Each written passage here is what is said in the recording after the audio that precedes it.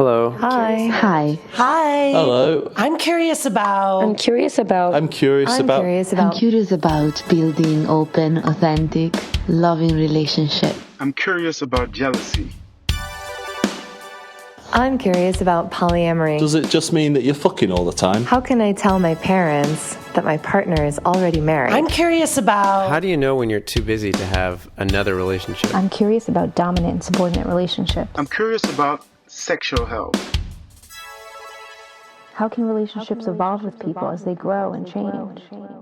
My TED Talk at some point is going to be like, why infidelity was great. Welcome to the Curious Folks podcast for those challenging the status quo in love, sex, and relationships. My name is Effy Blue. And I'm Jacqueline Misla. And today we're talking about how to have a thriving monogamous relationship. I know that many of our episodes talk about or share the perspective of people in non-monogamous relationships. And it is absolutely our intention to challenge the standard perceptions of partnership. And we have a lot of love for monogamy. We think that monogamy is fantastic for those who thrive in that structure. Yay, monogamy. I actually do have a yay monogamy dance, which you can't see right now. I should just make a reel or a TikTok of it, but I do have one. Yes. I am so pro monogamy. I would watch that. I would like to see the dance.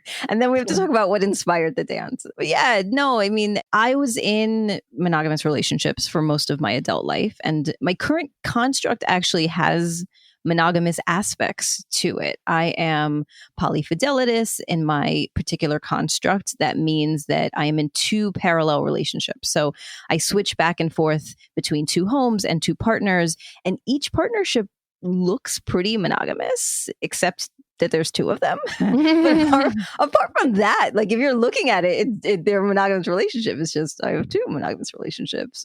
So I know the feeling of wanting to feel safe and in a closed relationship. I know the feeling of feeling stuck and bored. I know what it feels like to want structure and freedom. I've been in the monogamy space. I see the value of it. I've been in the stuckness of it. Yeah. Yeah, I think same. Spent many years doing a horrible job on being in monogamous relationships.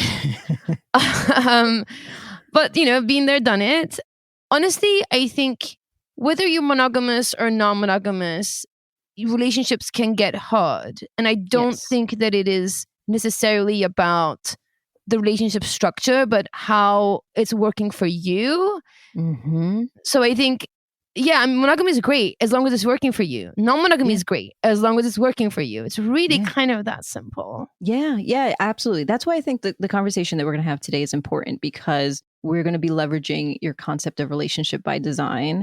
And that is for every type of relationship. Mm-hmm. But we will put the monogamous spin on it for all of our monogamous folks.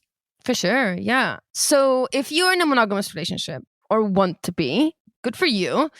If you're in an open relationship and have a core partnership or monogamous characteristics to your relationship like Jacqueline's, or if you know monogamous folks, even though it's not for you, but you want to be the supportive friend, the supportive people in their lives so they can have thriving relationships, then stay tuned. We are going to dig right into that after this break. So recently, you and I have been sharing some wild stories on Patreon. We have. Absolutely.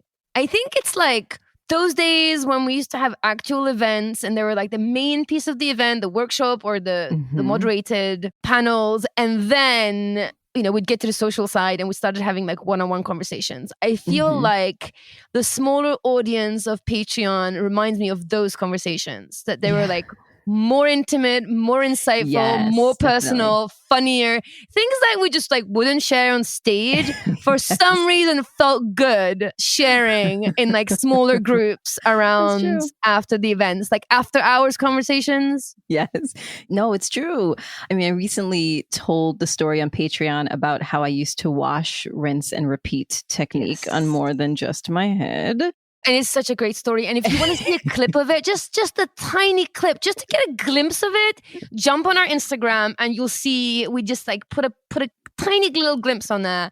And it's absolutely hilarious. And I can tell you, it's not even the most hilarious part of that story. So just letting you know.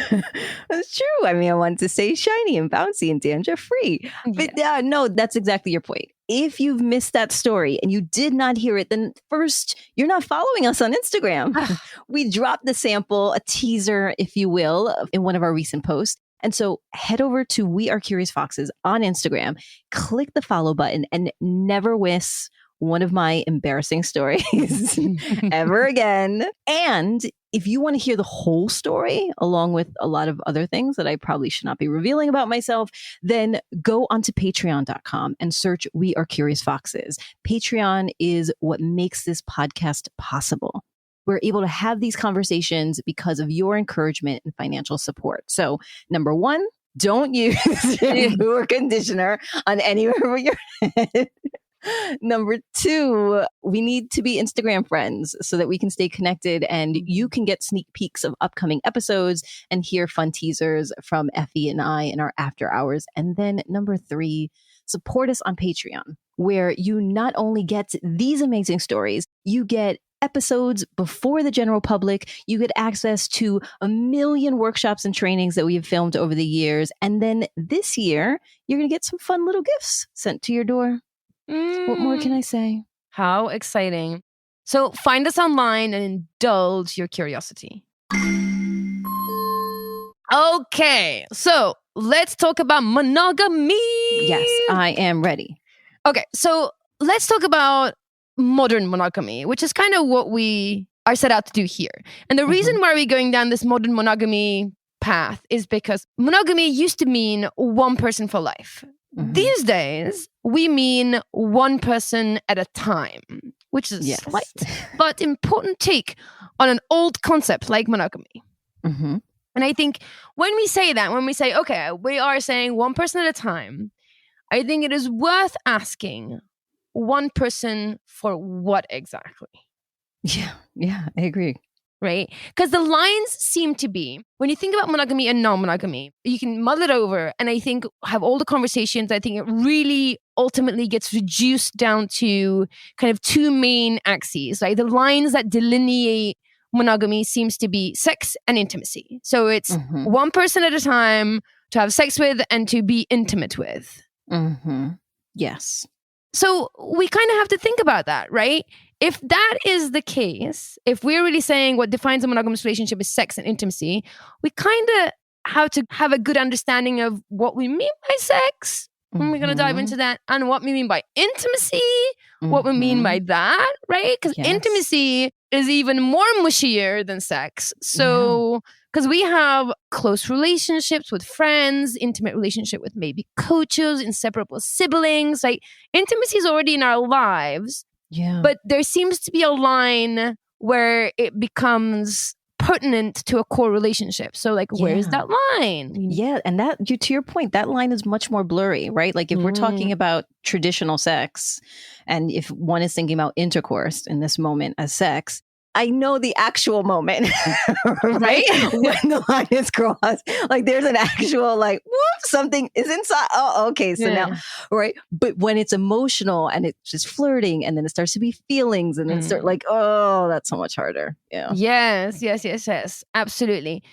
So let's start with the seemingly easier one, right? The seemingly easier. Let's start with sex, right? So monogamy, non-monogamy. The main difference is who you're fucking, right? If it just gets reduced down to that, right? So let's talk about fidelity. Fidelity seems to be the cornerstone of monogamy, right? And it's an interesting idea because fidelity is always spoken when we talk about monogamy.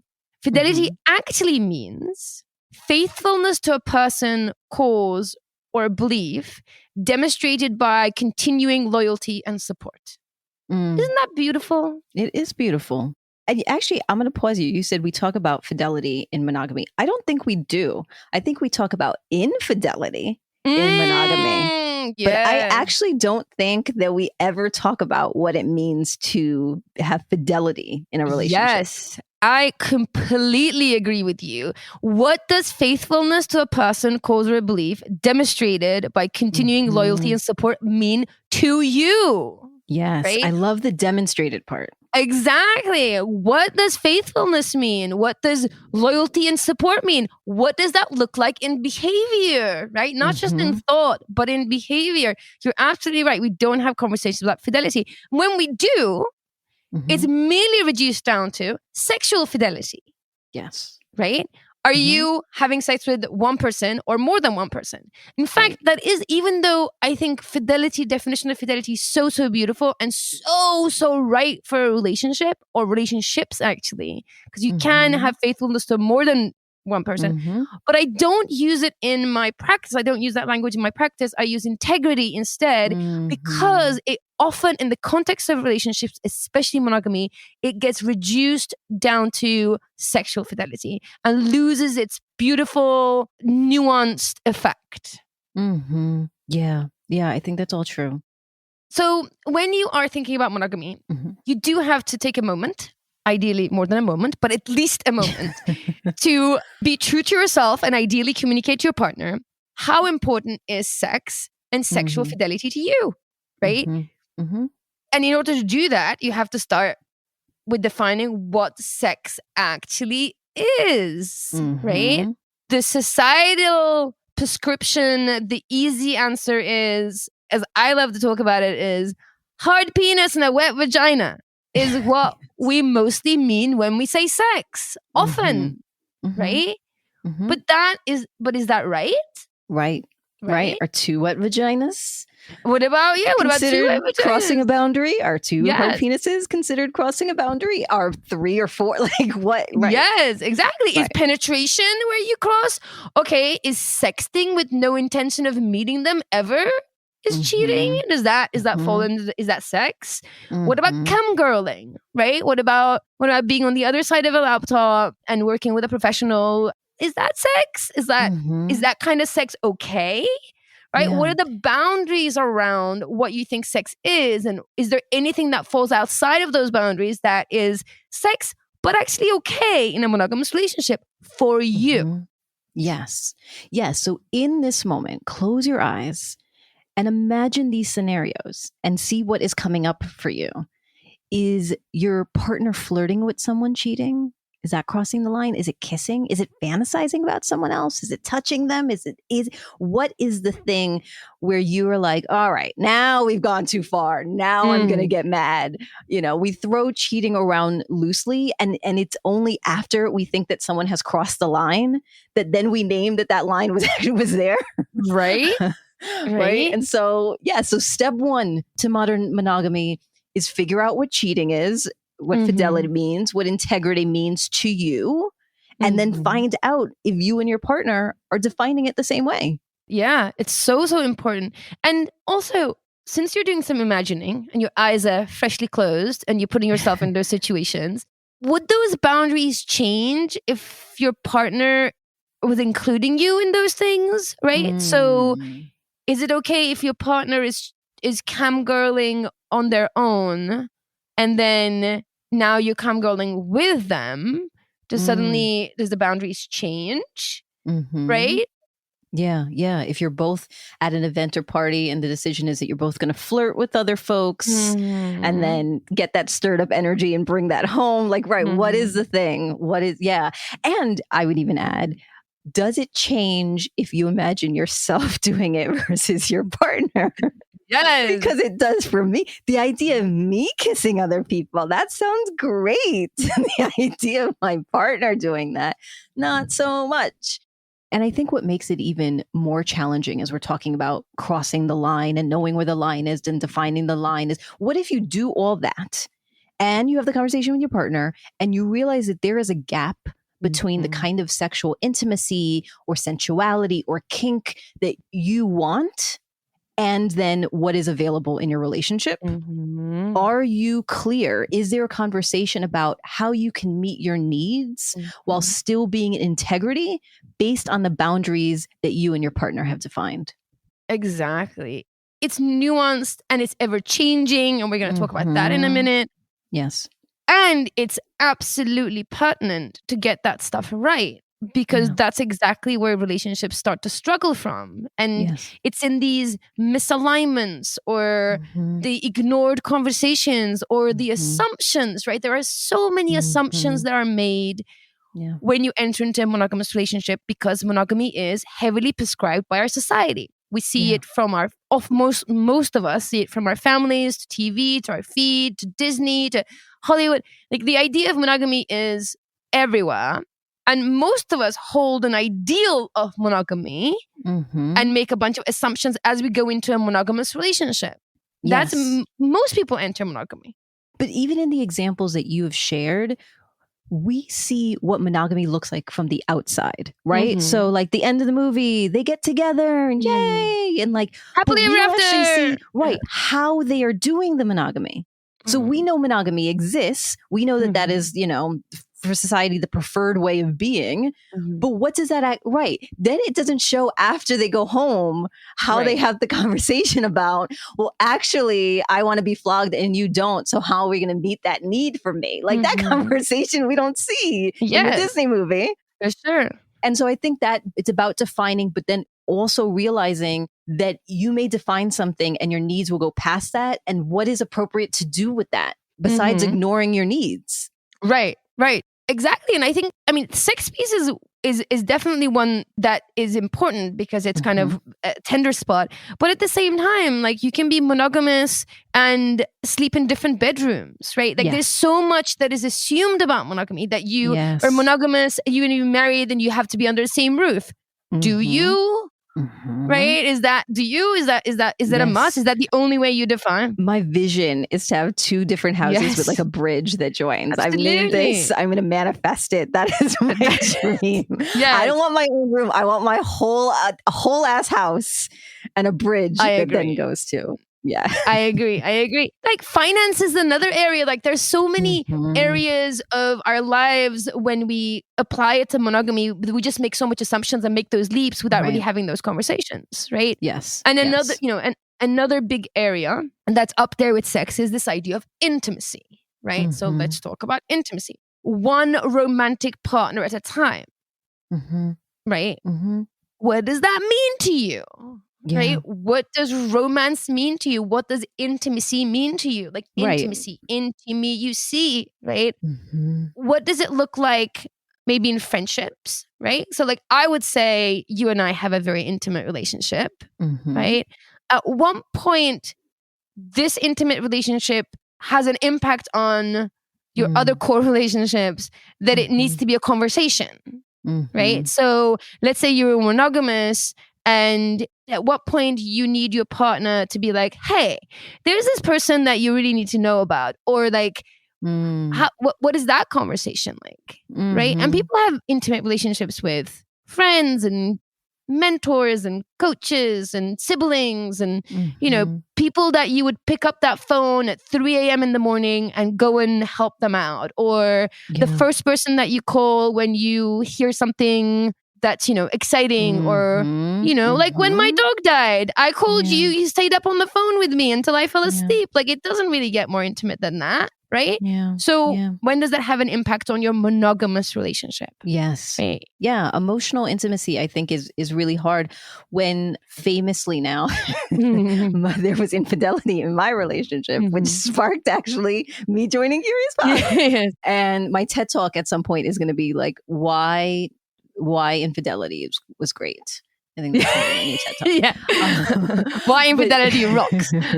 But in that case, it wasn't a physical breach. It was an emotional breach, right? My partner fell in love with somebody else and did not tell me about it until after it happened. And that felt like a line. But we also did not talk about that. We weren't like, hey, don't fall in love with somebody else and not tell me. That's not okay.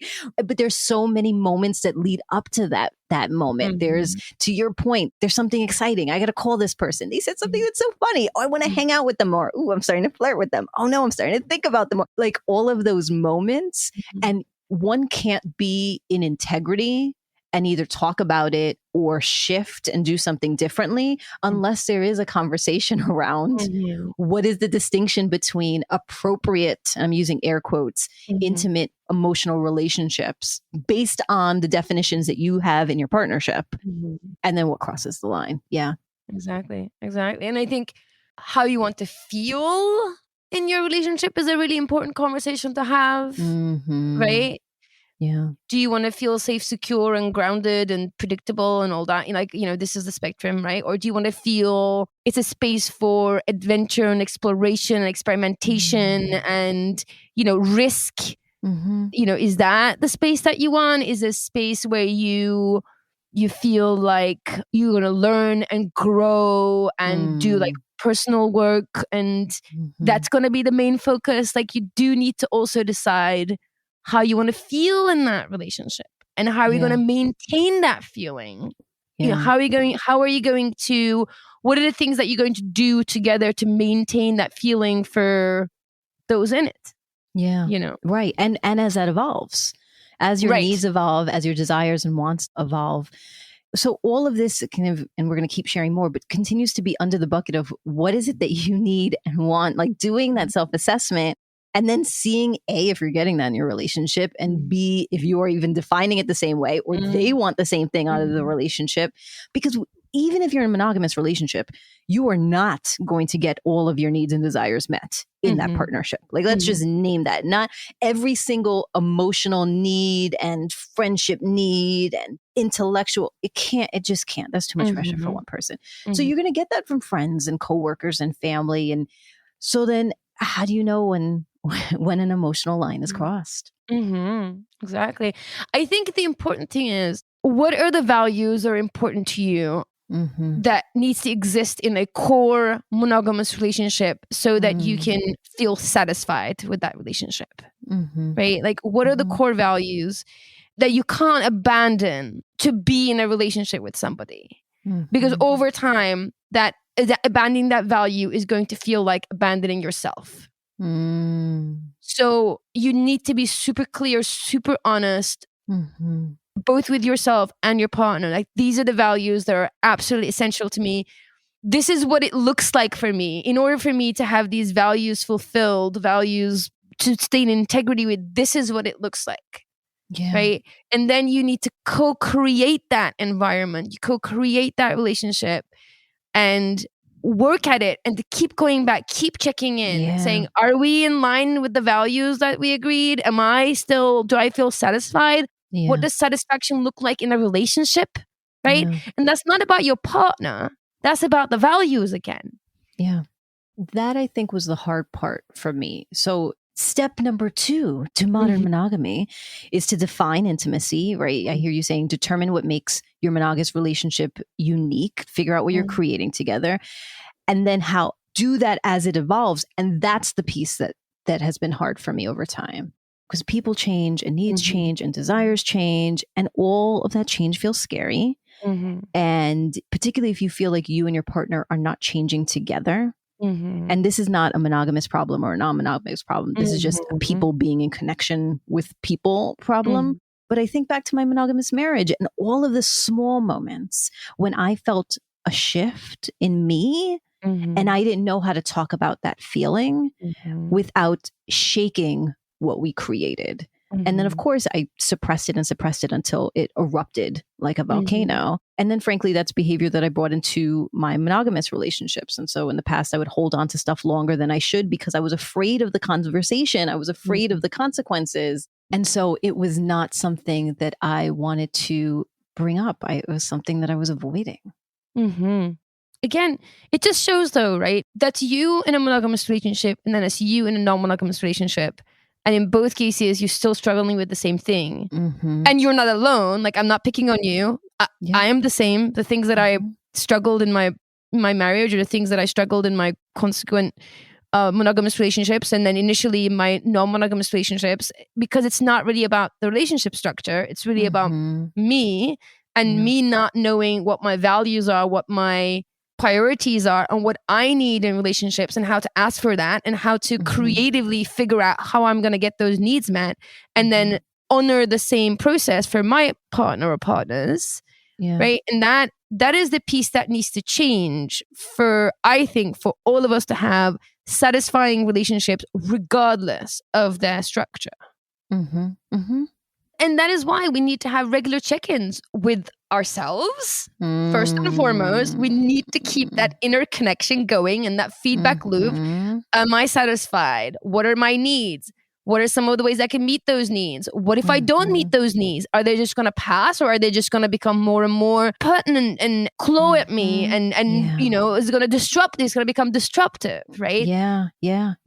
Yes, I appreciate you saying that, because I think that if there had been at the time structured moments where we did check-ins, right? So if I knew every quarter, every month, every anniversary, whatever it was, like, we're going to have this conversation, then there would have been a space for me to share. Yes, with flip chart paper, of course. I didn't even need to say that, because that should be assumed. But there would be a space for me to have that conversation without me having to bring it up and say, I have something we need to talk about. It's that moment that feels hard. It's the approaching and being like, oh, we got to talk about this. Versus if there is built into our construct moments and points where we know we're both going to sit down and talk about the evolution of what we need and how our relationship then needs to evolve. I think you're spot on that. I think two things, right? One is it works on both sides. It's for people who feel like they are not going to have things addressed, right? And they're in a conscious state of anxiety because they feel they're not going to be heard. And they battle with this idea of like, you know, I want to talk about things all the time because I just don't, this is going to be my only time. And there's anxiety around, am I going to be heard? Am I going to be seen?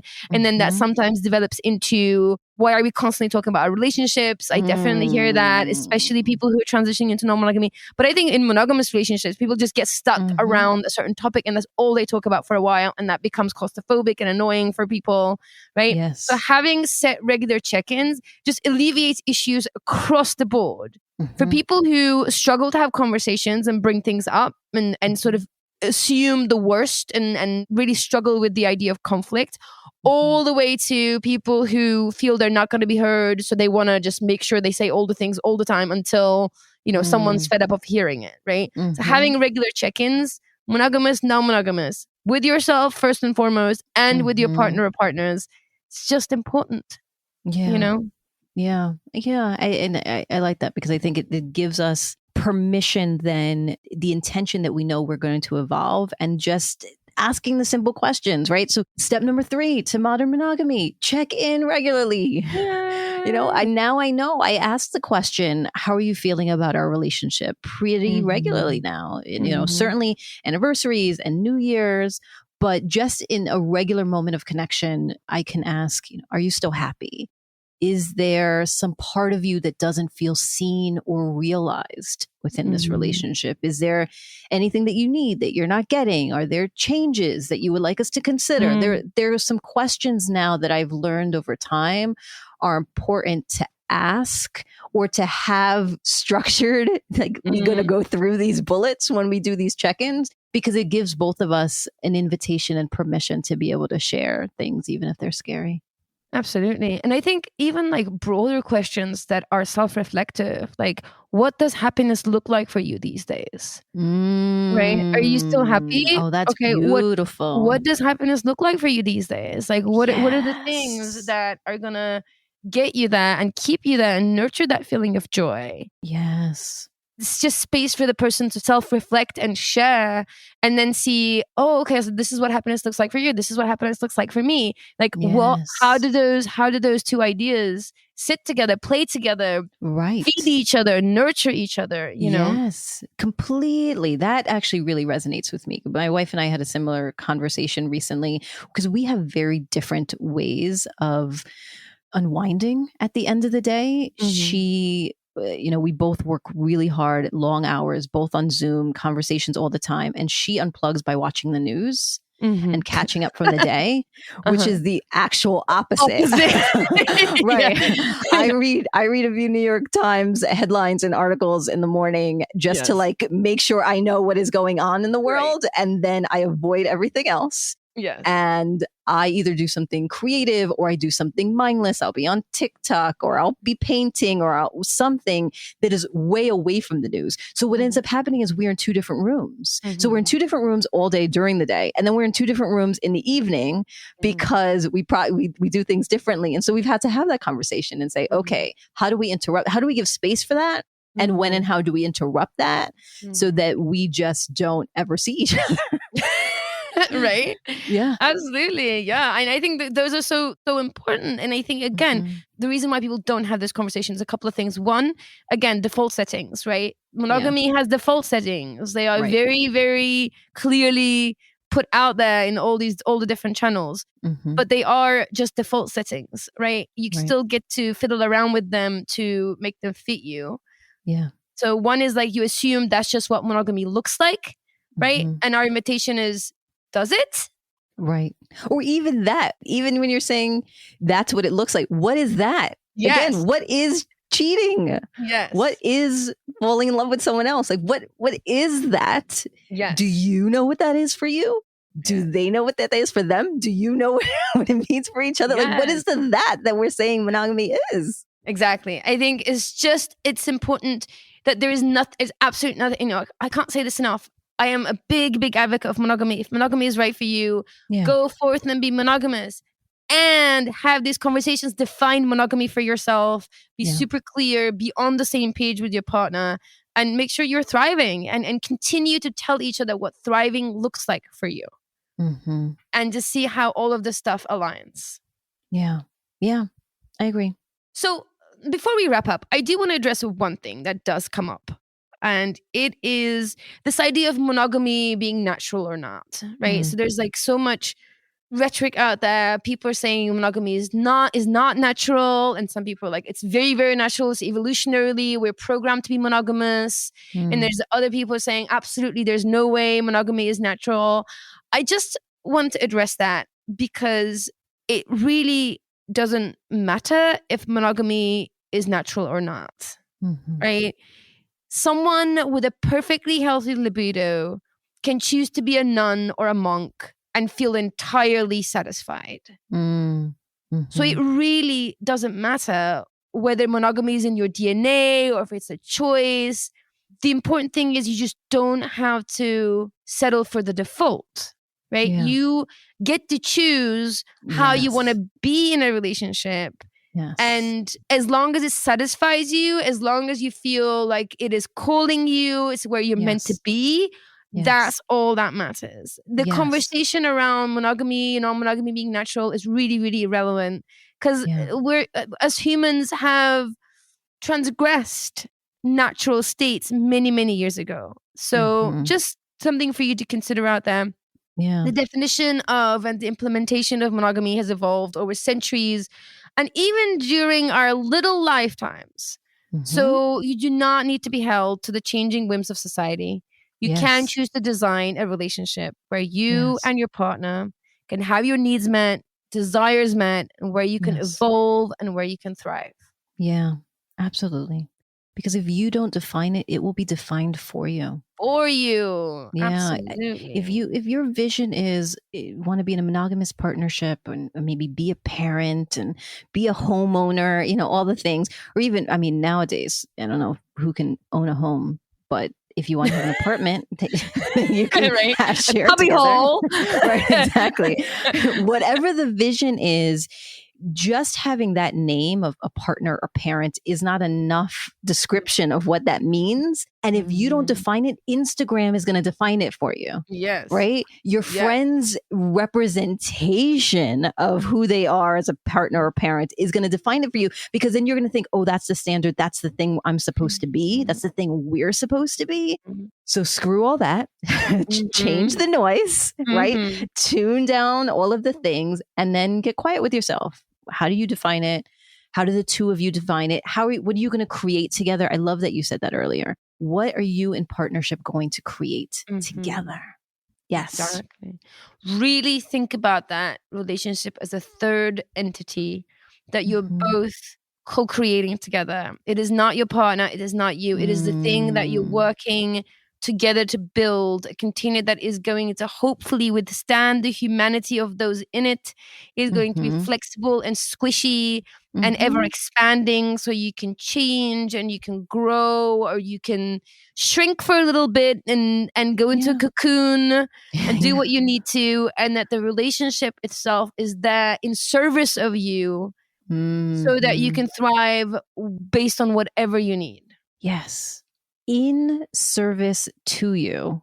That is not, I don't think it's a way that I have thought about relationships before. That it, number one, I mean, I've certainly thought about it, that it is something outside of me, but I don't think I've thought about it as something that is in service of me, that it exists, and in service of my partner or partners, that it exists to support us in whatever way we need to be supported at the time. Yeah. So that, I think, creates a shift in the way all of us should be thinking about how we're defining things. How are our definitions of what we want in relationship built to serve us and our partners? Exactly. Yes. Yeah. So in summary, monogamy is fantastic. If that is what you want to do and that structure enables you to feel safe and seen and thrive, then go forth and be monogamous. Your kink is not my kink, but your kink is okay. Not your kink, your yum, people. Exactly. Monogamy is great. We mean it. It is. It's great. It's great. And second, be sure that you and your partner are defining monogamy in the same way, right? Can you take some time to define what fidelity is, what cheating, what integrity means to you, and then find out if you two have shared definitions. So, for example, how much physical or emotional intimacy do you need at the moment? And if that evolves, then what is available to you in your relationship and what is not? And how do you get those needs met? Just have the conversations. Write those things down and make sure that you are spending time thinking about how to intentionally design.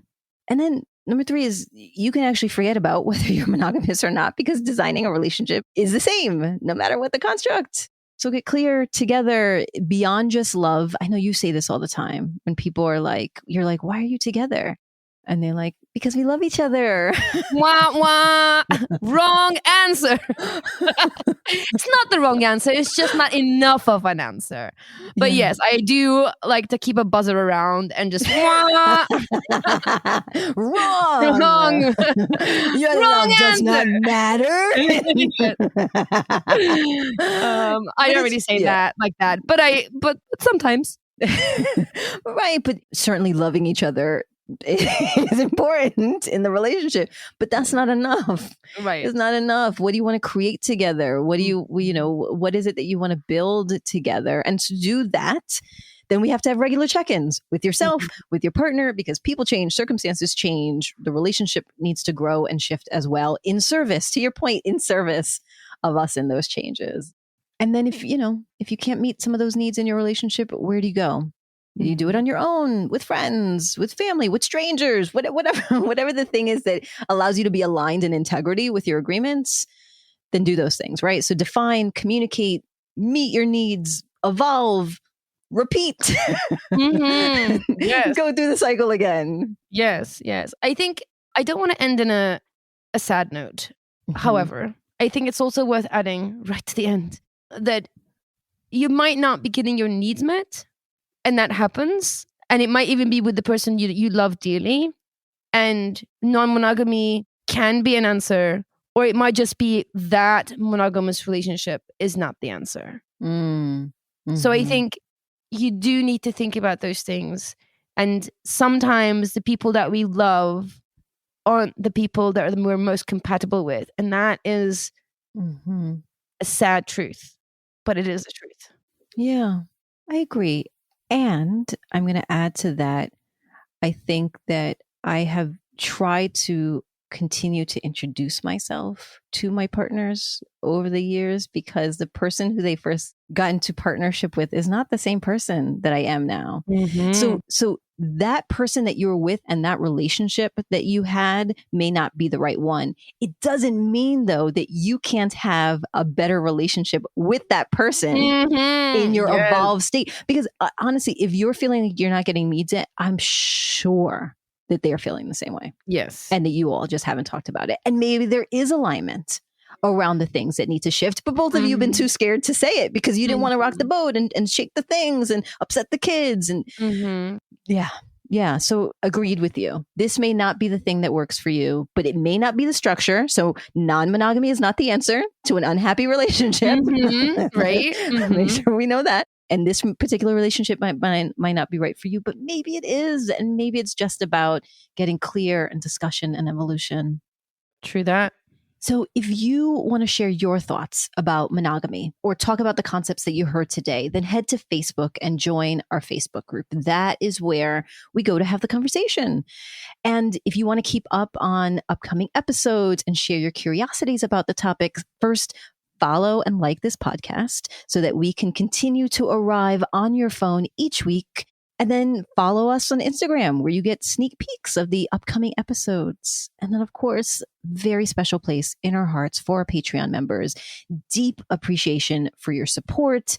And it is because of you that we can do all of the things that we do. So go onto Patreon, support, but then get behind the scenes footage and mini episodes and millions of, it's not millions, it's like 50, but a lot of educated-led workshops. So go to Patreon at We Are Curious Foxes and then let us know that you're listening by reaching out to us directly. You can send us an email or a voice memo at listening@wearecuriousfoxes.com, or you can record a question for the show by calling us at 201-870-0063.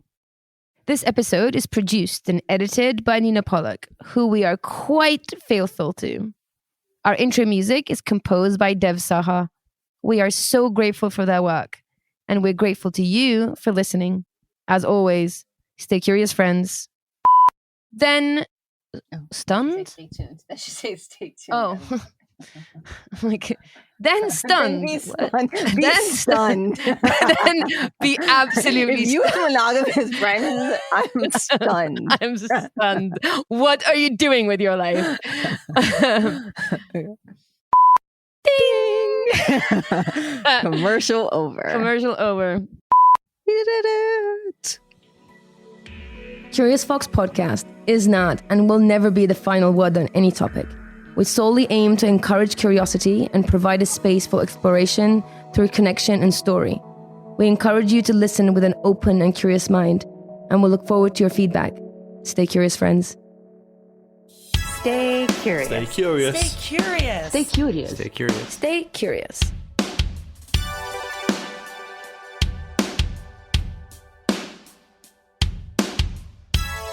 Stay curious.